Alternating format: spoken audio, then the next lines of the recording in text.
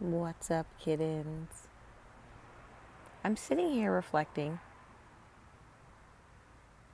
on this sense of remorse and liberation, from remorse for the acknowledgement and affirmation of ways that I've treated people in the past that have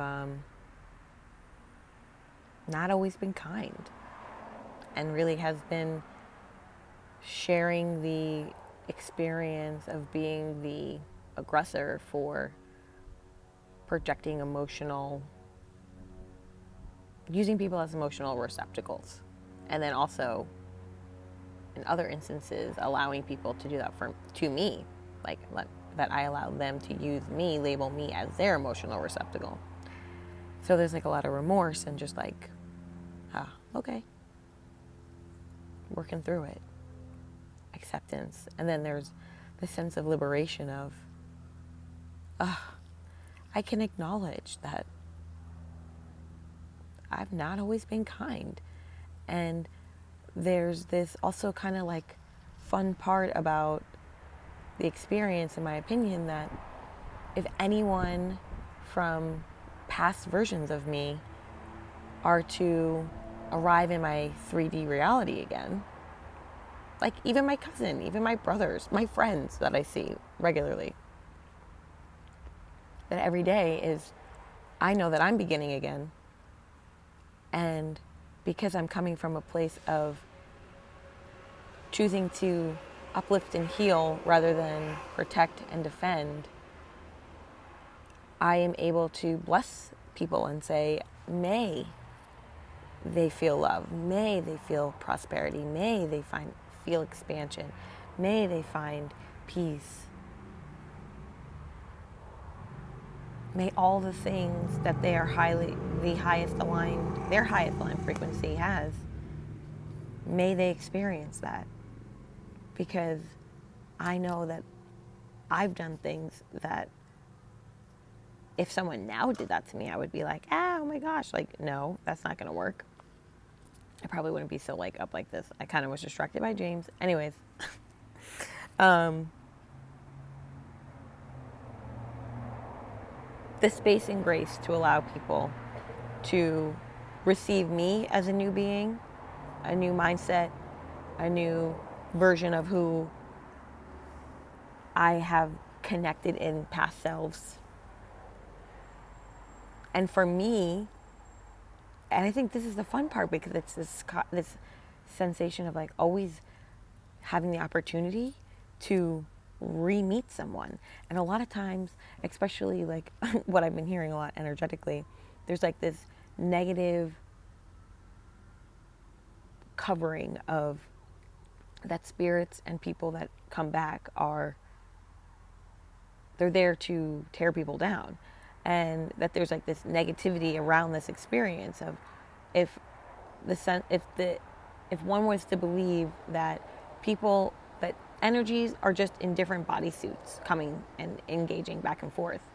So if new bodysuits come in, I'm accepting that they may be similar energies from before, and assuming in my favor that they've evolved themselves.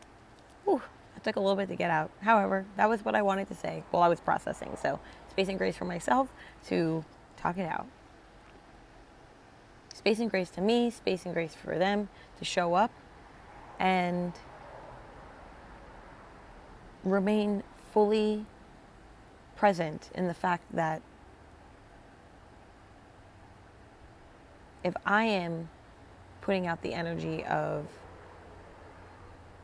healed wholeness, self-reflection, space, reciprocal energy exchanges, cosmic conversations, that other people can evolve too. And I say a lot of times to the energies in my life now that I'm so grateful that our souls chose to journey together at this time, because I'm having such a great time, and I'm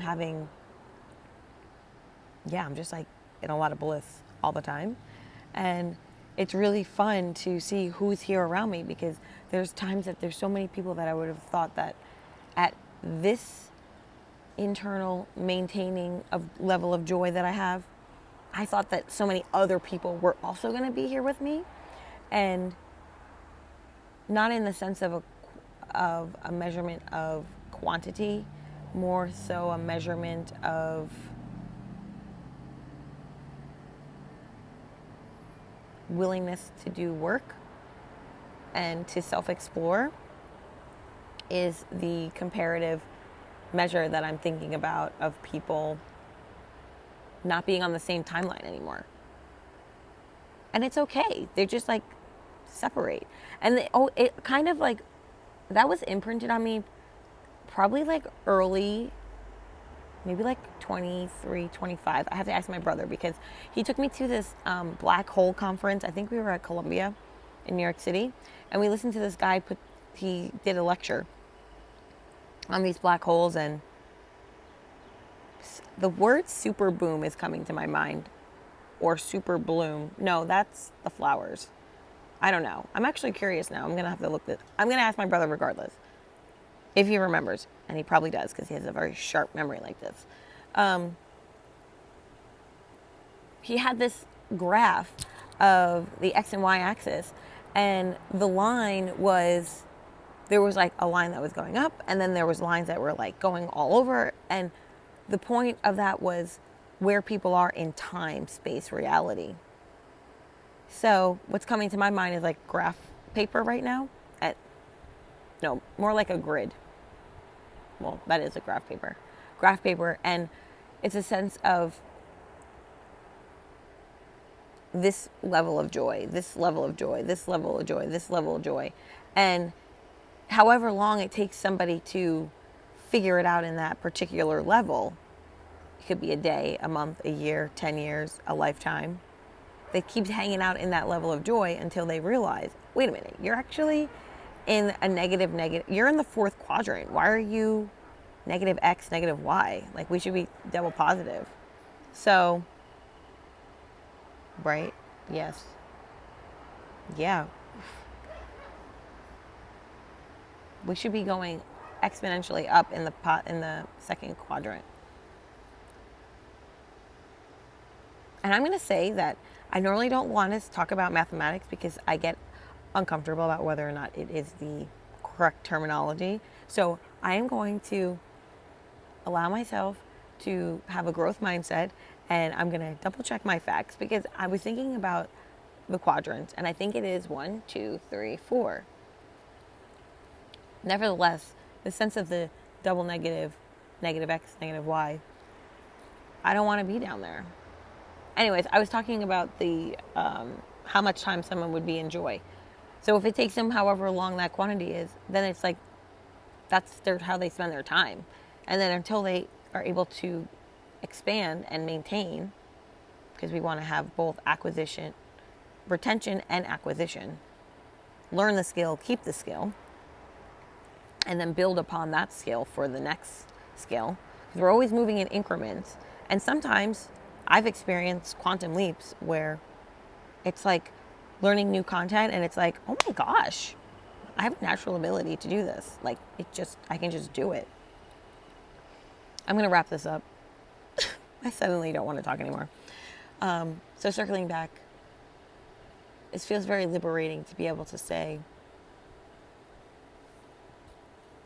I acknowledge what I have done, and I hold space for people to be able to equally as evolve as I have evolved. Yeah. Okay, y'all. Catch you later. Bye.